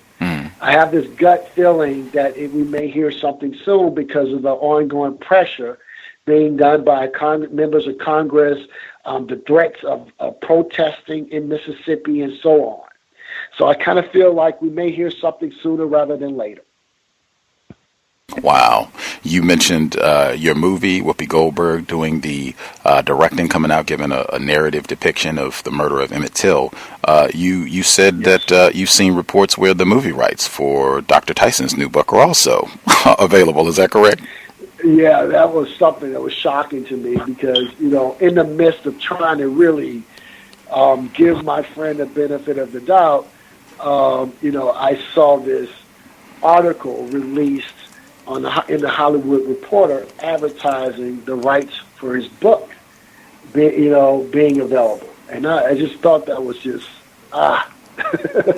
it hurt me a little bit because I'm trying to have a sane mind and not make an assumption before I actually hear him speak. Because all the interviews that's been done, no one has asked him the right questions, I feel. And I think these questions are, things that he should answer. And, knowing, as I said, knowing him for a long period of time and the people around him, I want to give him that respect. Again, I don't believe what has happened is coincidence. I think things happen for a reason. And maybe this is the season and time to say that we should not give up on the story of Emmett Till, especially in light of all the traumatic episodes that we have been going through with this ongoing police violence throughout the country. Things happen for a reason, and I became very spiritual working on this particular case because it could not be anything but a higher power that has put me in this position to speak for the voiceless. Wow. Hopefully, Timothy B. Tyson is not doing a William Bradford Huey, as you pointed out when we spoke last week. That's the white journalist who got the big story for Look magazine, where he got J.W. Millum and Roy Bryant to come and confess to what they had done to murder Emmett Till. He paid them, I think, a few $1,000, and then tried to get the movie out to see if he could make some money off of that. We're hoping that is not the case, just being also repeating itself in the form of Dr. Tyson, but we shall see. I think that I definitely agree with that. Time reveals all. We shall see in the coming days. It has been fabulous having you back with us, Mr. Beauchamp, talking about your outstanding work. I would encourage listeners, and I mean, when Mr. Beauchamp, when he says, hey, this is about justice, this is about honoring the relationship that he had with Emmett Till's mother, Mamie Till Mobley, working with her for nearly a decade. He is not out here trying to make lots of money off of his work. You can watch the documentary on YouTube where he's not getting a cent for the plays or what have you, just to make sure that it's out there and people can get the information. If you haven't seen it, take time to watch it. It's linked in the description for the program. Really top-notch, outstanding work, one of the best documentaries that I've seen. And he has other outstanding work as well. The documentary he did on the Moores Ford Bridge lynching, also tremendous work, just really outstanding film work. And we will be eagerly awaiting the Whoopi Goldberg project coming out on Emmett Till as well. So definitely we'll be looking forward to hearing from you soon, and we will keep our eyes out for the investigation as well as more from Dr. Tyson. Well, thank you so much. I just want to leave your audience with this. I have to say, one of the most powerful people that I've met in my lifetime was Dr. John Henry Clark. And he often stated in a quote that no people are truly free until they become the instrument of their own liberation. Freedom is not to be bequeathed from one generation to the next. Each generation must take and maintain its freedom with its own hands. That's something that I hope that all of us could take with us and understand. That it's going to be this generation, it's our obligation to take our freedom back. And that's what's important. Whether it's in the courtroom or on the streets, it's important to make that stance and understand the atmosphere that we're living in. It's nothing new. Black people have always been resilient people. We're going to survive. We're going to survive. But I think we need to really be conscious now to what is happening. Because without being conscious, we stand, unfortunately, we stand a chance of being extinct. So let's keep it going. Thank you for allowing me this platform, Gus. I'm sorry because it's been a very emotional 2 weeks for me, man. Because it's like coming back to this case after all this time, I'm revisiting my childhood in a sense. This is what created me. If it wasn't for the murder of Emmett Till, I would not be a filmmaker. It would not have happened. So, it's just very important that I leave that message. And I just want to thank you for the platform and for giving me this opportunity to speak. Man, pleasure is ours. Thank you for joining us and emphasizing the importance of black journalists within this case. Always like to get that in on the broadcast. Please enjoy the rest of your evening, Mr. Beauchamp, and we will look forward to having you back on the program soon, sir. Take great care. Absolutely. You too. Good evening. Context of White Supremacy, documentary filmmaker, researcher, Mr. Keith Beauchamp. Really glad to have him back on the program with us, and encourage folks again to read that article that I got published in Atlanta Black Star, where it covers some of the things that we had talked about before, Mr. Beauchamp and I last week, dealing with this case. We'll take a quick commercial, and then if folks have anything that they would like to get in before we wrap, we will make time for that as well. I will just take a short break. This is a snippet from another documentary film that I thoroughly enjoyed. This is not Mr. Beauchamp's work. This is about a purge of black residents in Kentucky that happened in the early 1900s.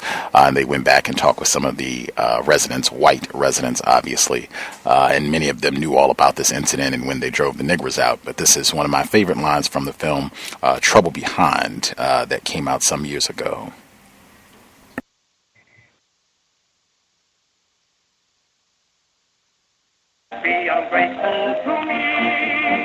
I had a dog growing up. Show you a picture of him. Black, white feet, white throat, little white tip on his tail. I love that dog. That dog knew when I was going to service. He knew when I got in trouble. He knew when I was phoning home. He'd come up, lay on the porch and look at the phone. And it'd ring. If it was from me, he'd bark like wild, make sure somebody answered the phone. You know what his name was? Nigger. Nigger! And that was your dog? That's right. I love that dog. That wasn't no bad name. That's because he was black, shiny, pretty, muscular. Come on, nigger. You see? I wasn't using it in a bad way. They were run out of town not because they were black. They were run out of Corbin because they were drinking, gambling, and raising all kinds of cane with their newfound pocket money from the railroad. Yes, Emmett Till, Trayvon Martin, Negroes are always raising cane. You heard the little bit of Dixie at the end there. It is amazing. I can say that is one other bit of trivia that I have picked up over the years that we've been doing the C.O.W.S 8-year anniversary next week. I am really good at picking up the melody for Dixie, and it is amazing the number of different shows or just events or music or wherever. It is amazing the number of ways that it will pop up and be incorporated into various events. It is truly one of the hymns of white supremacy. Anyway, I can only say I'm so glad that we were able to have Mr. Beauchamp on the program this evening. I thought it was great for a number of reasons. I'm glad we got the article and we got the audio to cover more information, but I'm really glad we were able to do the program and even had a little perseverance because I think it took him a little while to join us. I think he joined us maybe 25 minutes or so into the broadcast, so it took a little perseverance to hang out, be patient. I think someone says that regularly as well, but I'm so glad to be able to share his views with listeners. Folks are able to hear his thoughts on this case and Dr. Tyson's brand new book, The Blood of Emmett Till. Only few things that I will get in. Number one, I'm so reminded, I guess that's one of the things I'm bummed about. I was not able to figure out a way to weave in Vincent Woodard's text, The Delectable Negro, into the article that I wrote about what Mr. Beauchamp thought about Carolyn Bryant Donham and Dr. Tyson's new book. Because in my view, Timothy Tyson's, what he's doing, that is exactly the cannibalism and necrophilic consumption of black people that Vincent Woodard interrogates in The Delectable Negro.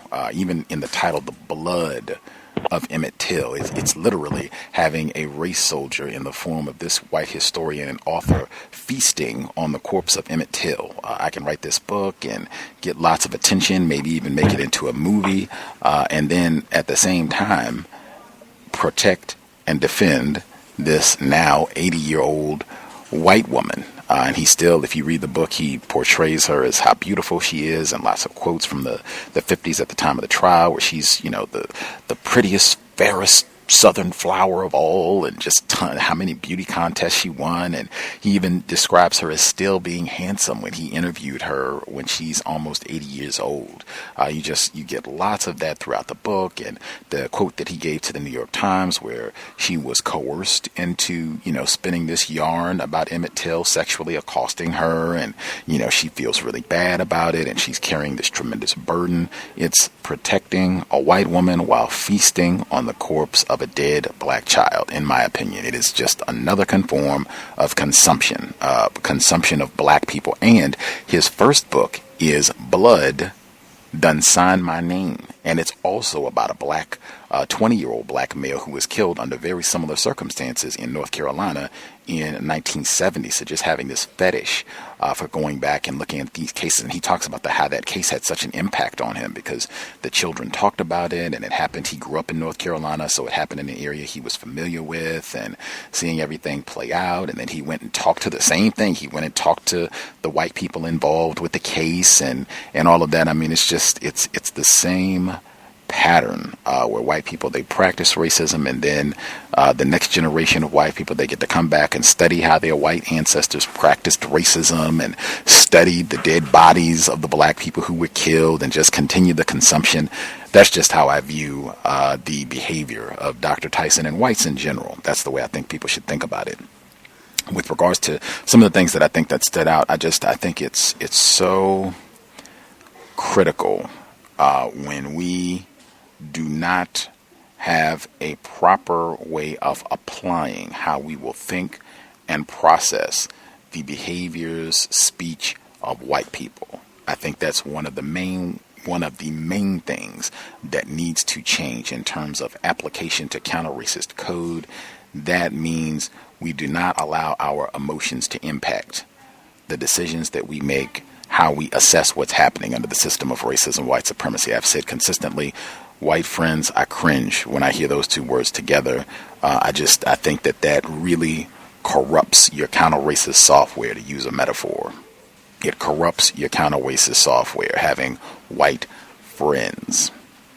There cannot be white people that we think of as, this is a friend. I'm cool with this guy. I've known this white guy or this white gal for a long time, or we had a great time back at this point, or they helped me get a car, whatever it is. All of that, in my view, I've seen consistently, and I've seen this within myself. I know personally when I had a white friend, that it was the same thing. I was hesitant to just follow logic. This white person, this is an individual classified as white, that is doing things that seem to be what I would expect from a racist. They're practicing racism. Just label it what it is. It doesn't have to be a whole lot of, painstaking, well, maybe, and giving them the benefit of the doubt. That's another one that's just, and again, it's VGQ. Mr. Beauchamp, he's a victim of racism, white supremacy. He has his view. I'm a victim of racism, white supremacy. I have my view. I'm just restating what I said when he was on the program with us.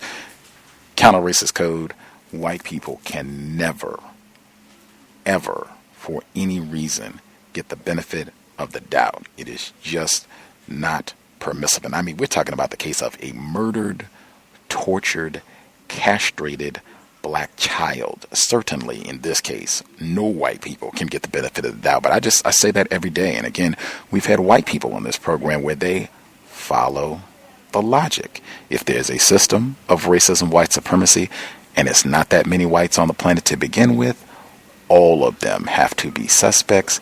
They cannot get any sort of excuse or justification where we can find some other way of rationalizing what their behavior is, particularly if that behavior, the end result, is a harmed black person. It just cannot be. And again, this is just why I say, this is, what the system of white supremacy produces.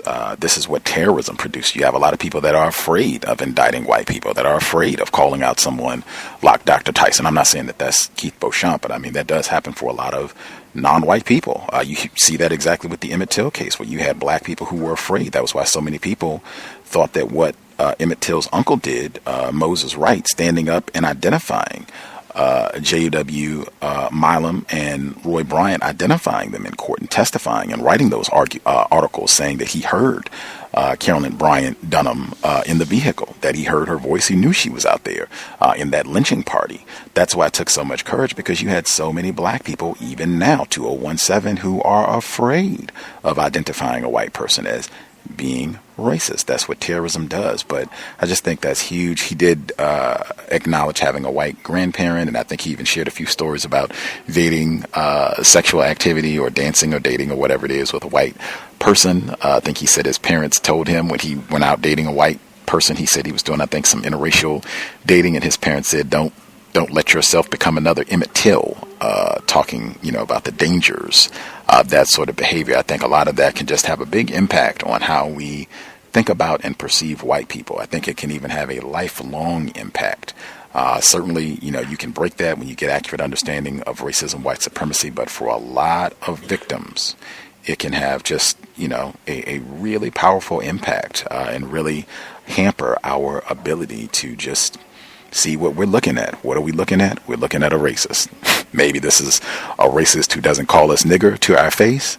Maybe this is a racist who has been nice to us previously. Maybe this is even a racist that many black people think is cool.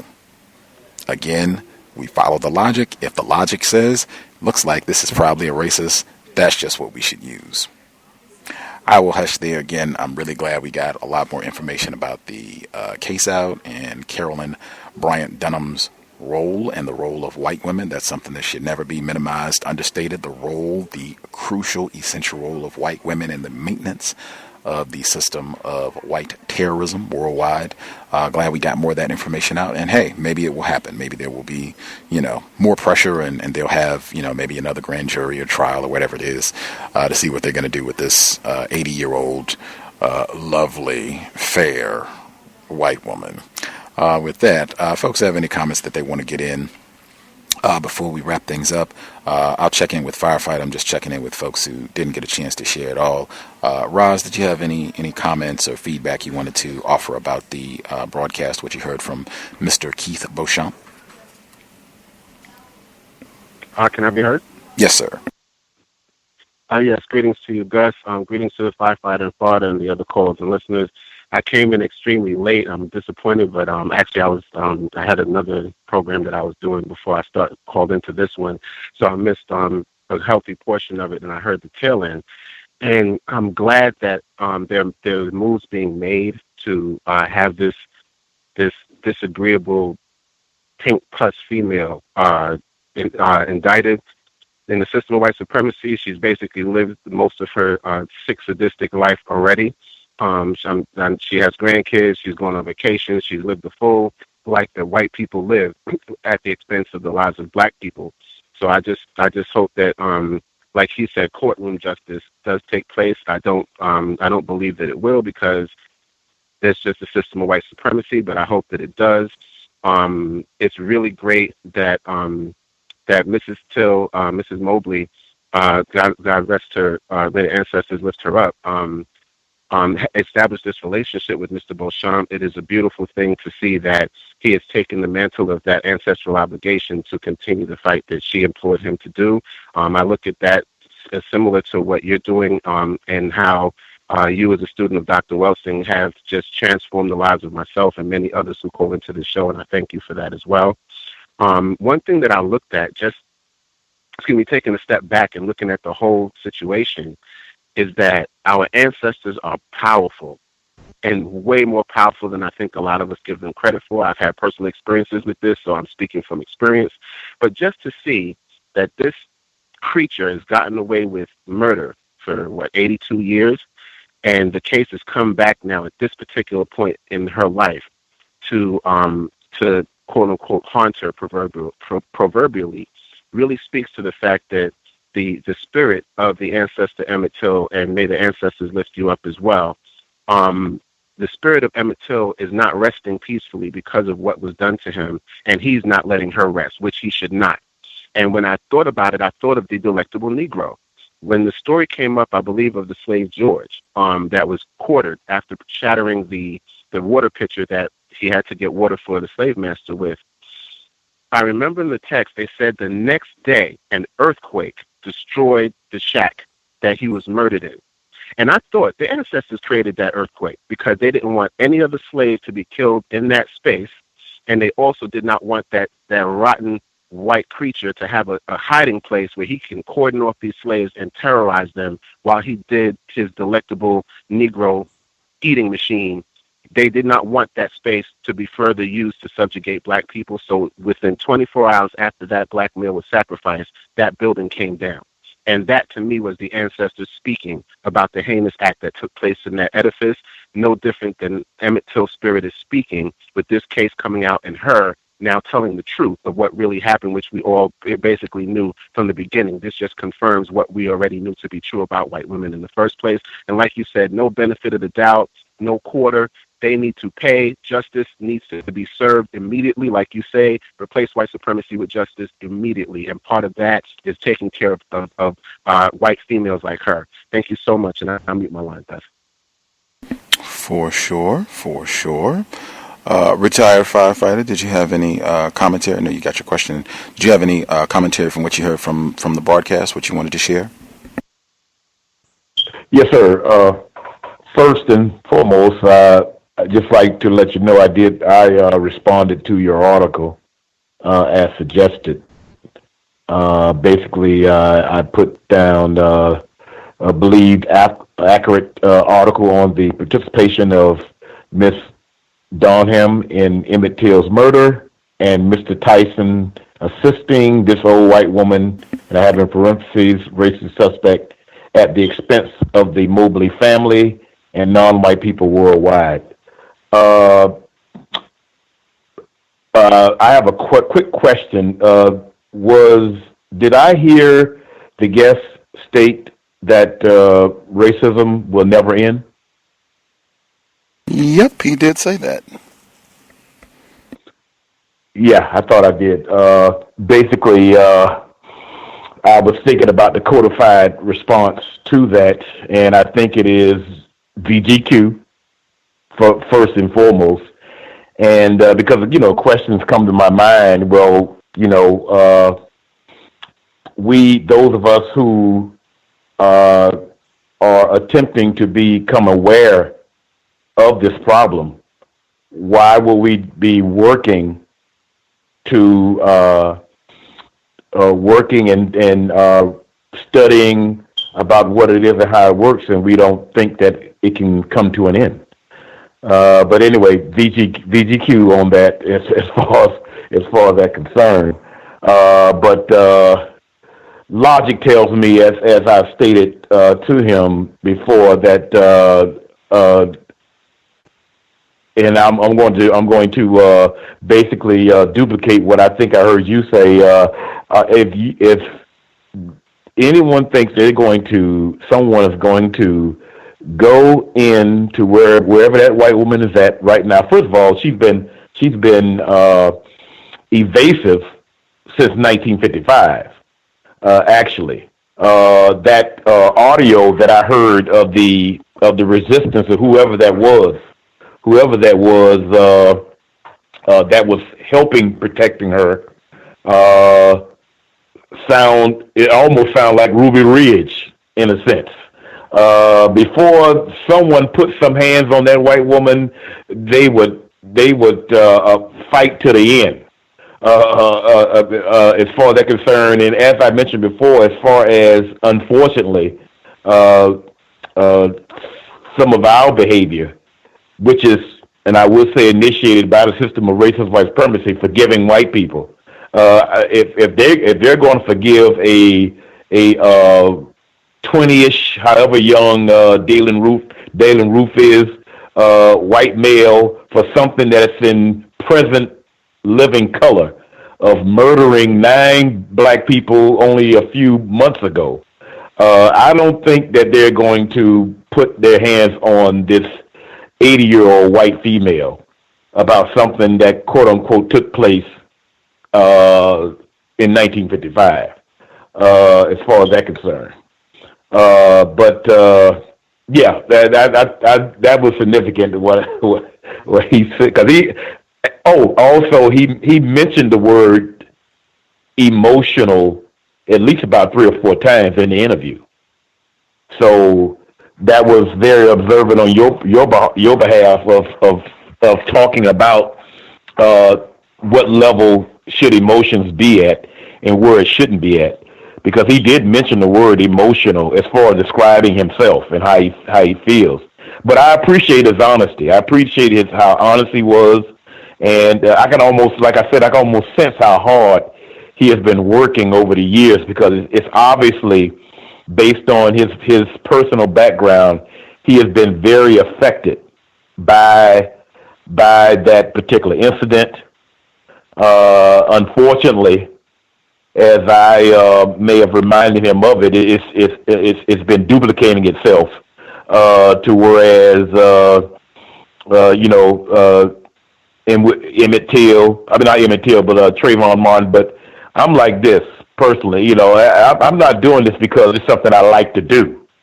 As far as that's concerned, my efforts as far as taking time to develop an understanding of racism, white supremacy, what it is and how it works, and making attempts through exchanging views and the four things that Mr. Fuller suggests is to put an end to it.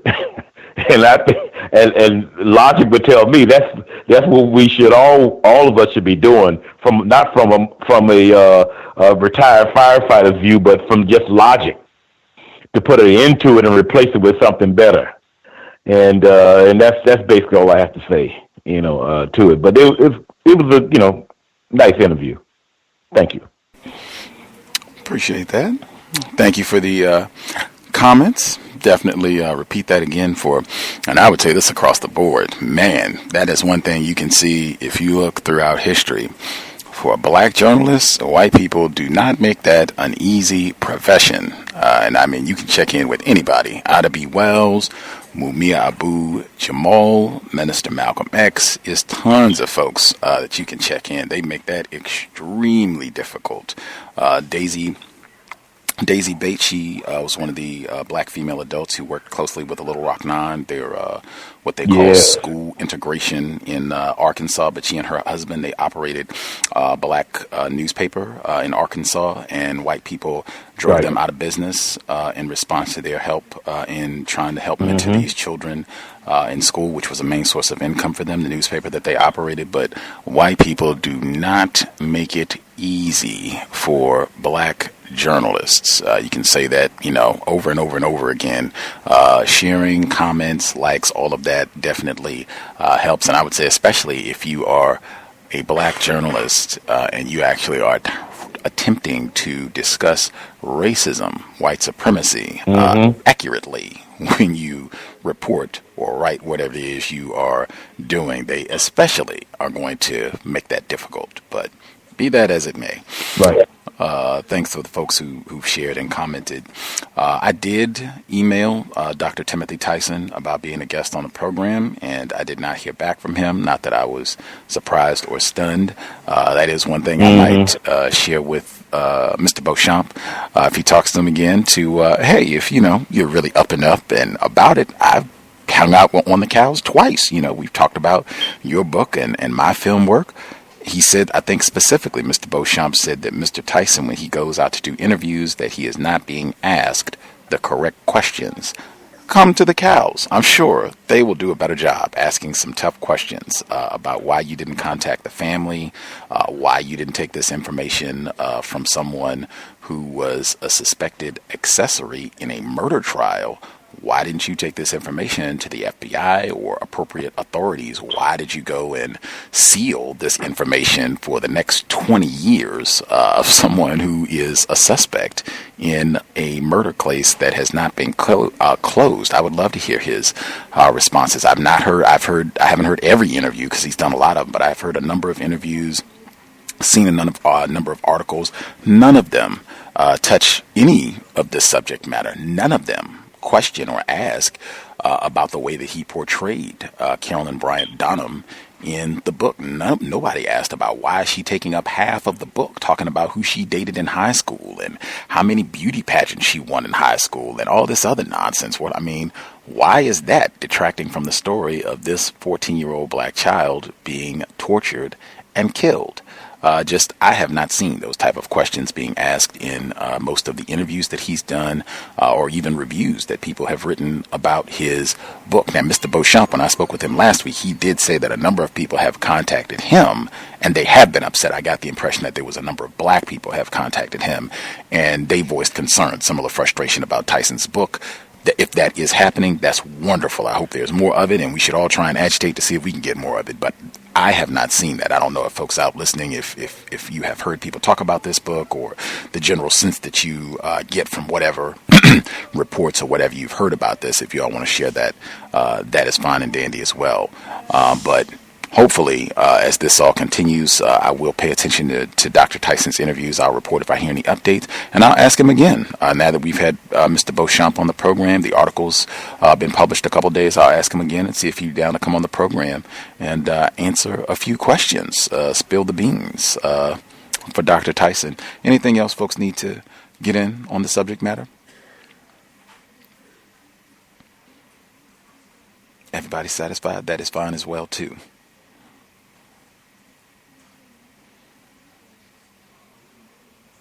I'll assume folks are good. I did get assistance.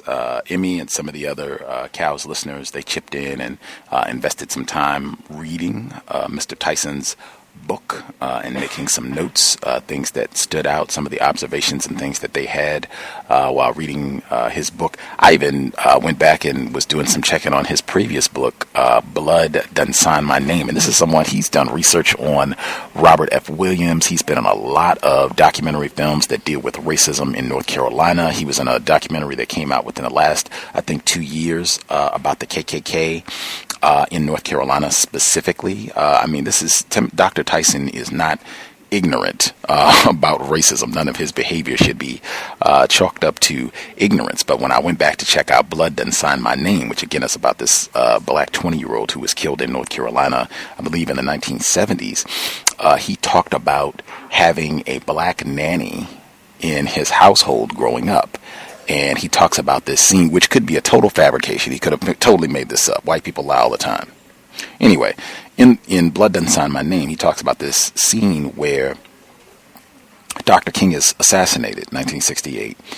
His black nanny, she sees that this has happened, and she's distraught, she's crying, and he's like, what's wrong? She tells him Dr. King has been killed, and he says, well, it'll be, and he's like 10 at the time, so he says, well, it'll be okay, and she, gets so upset, she says, it's not going to be okay. It's not going to be okay for Dr. King. It wasn't okay for Jesus when they nailed him on the cross, and it's not going to be okay for Dr. King. They've killed him.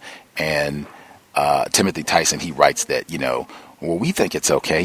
God died for our sins, and, he made that sacrifice so that we could all be Christians and get his Father's love. And he says that the housewife, she breaks down into tears and she hugs him, and, this touching moment, and he reflects back on it, and, he kind of offers, a different opinion that her in this moment of crisis, she has to stop to comfort him in his naive response.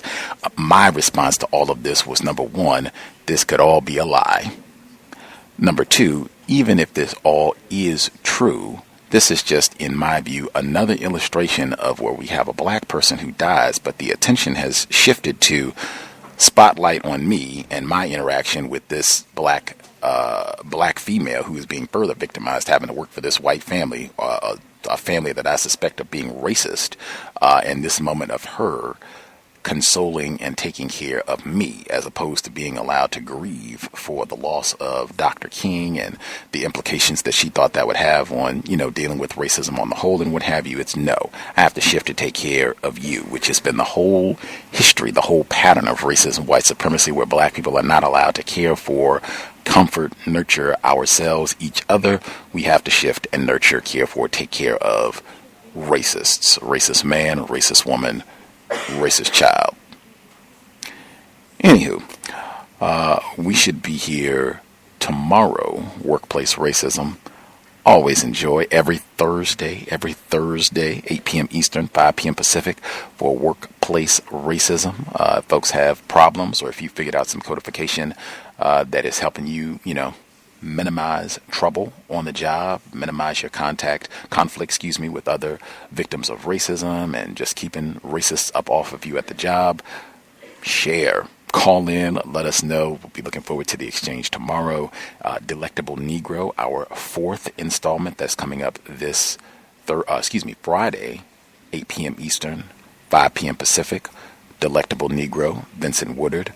Saturday, compensatory call-in, 9 p.m. Eastern, 6 p.m. Pacific. We'll catch up on news, observations from the past 7 days, and this Sunday, Global Sunday Talk on Racism. That is the one program. It's early to make sure we can include folks from different spots around the world, but that'll be this Sunday, 3 p.m. Eastern, 2 p.m. Central, 3 p.m. Eastern, 2 p.m. Central, 1 p.m. Mountain, and 12 noon Pacific for the Global Sunday Talk on Racism this Sunday.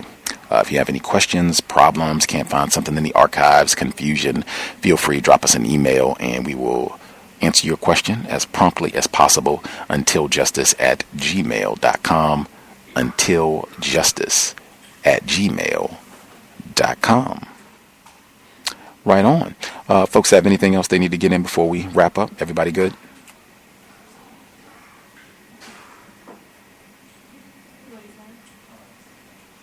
I will assume folks are satisfied. Thank you kindly to all the folks who tuned in live. I hope it was a constructive investment of your Wednesday evening. Invest if you think the program is constructive. Racism-notes.blogspot.com. Racism-notes.blogspot.com. Listener supported counter racist radio. When you hit the blog, you'll see the PayPal button in the top right corner. If you're not into PayPal, drop us an email. We will hook you up with a physical mailing address, new mailing address for folks who had the old mailing address, new mailing address. Just drop us an email and we will hook you up if you would like to invest that way. Huge thanks to all the folks who have supported, kept us rolling for almost 8 years. Hope we have helped people get a better understanding of what racism, white supremacy is, how it works, and hopefully we have not been wasting broadcast time for nearly a decade. With that, thanks again to Mr. Beauchamp. That's one thing I would encourage people who look for material. If you have younger children, I say younger, like 10, maybe 10, 12, 9, maybe, looking for material that your children can watch to learn about racism. I think the Untold story of Emmett Till, that might be a good one. It's shorter. It's not, a 5-hour documentary. I think it's only a little bit over an hour, and I think it'll hold their attention. That's a good one. Some of his work with the Injustice Files that kind of goes back and looks at cold civil rights cases and just a lot of cases dealing with racism, period, where black people have been harmed, sometimes killed. I think those segments are really informative as well.